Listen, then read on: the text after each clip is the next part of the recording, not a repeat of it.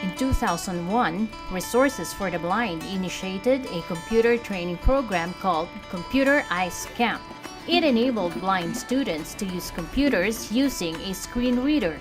Computer ICE started when Mr. Randy Weiser was the director then in 1989, and he was really looking for more programs that we can offer to persons with visual impairment in the Philippines.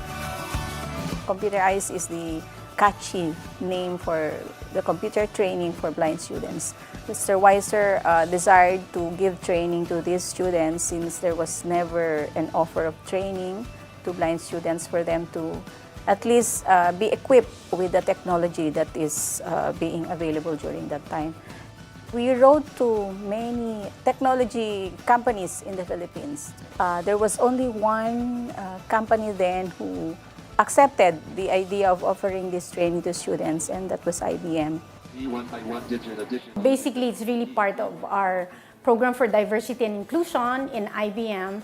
What we do in partnership with Resources for the Blind is that since our 18 years of partnership, by the way, we started providing computers, laptops, and taking advantage of real technology with IBM volunteers and getting them exposed how they can read websites, even if they're visually impaired, and making sure that it's not a barrier for them accepting jobs or moving on with their day-to-day life. O diba, Aziz? Aziz O, daw. anong pwedeng ibigay mong ano dito? Ako sa likod ako umuupo. 300 pa nga kami sa class. I attended Computer ICE, Computer Camp for Students with Visual Impairment, year 2012. Before that year, I am totally oblivious of blind skills. I did not know then that it is possible for a blind to use computer. And then yung pangatlo kong attend, it was advanced computer training sa Manila na. The modules that we tackled there were very relevant for my study, like Microsoft, PowerPoint, Excel. Those were the basic skills that we needed.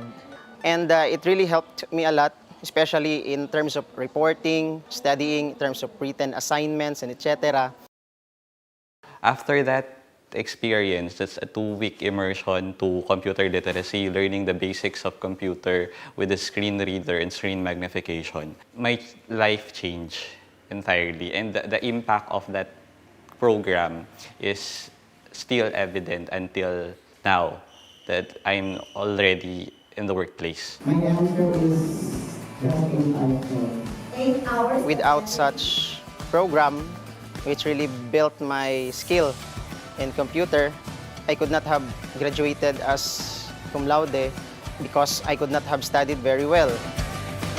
It is part of my dream to top the board exam because I want to leave a mark in Philippine history as someone who is blind and someone who topped the board exam. It will change the notion of people that if you're blind, you're good at nothing. It is really possible only if you have the skills to do that.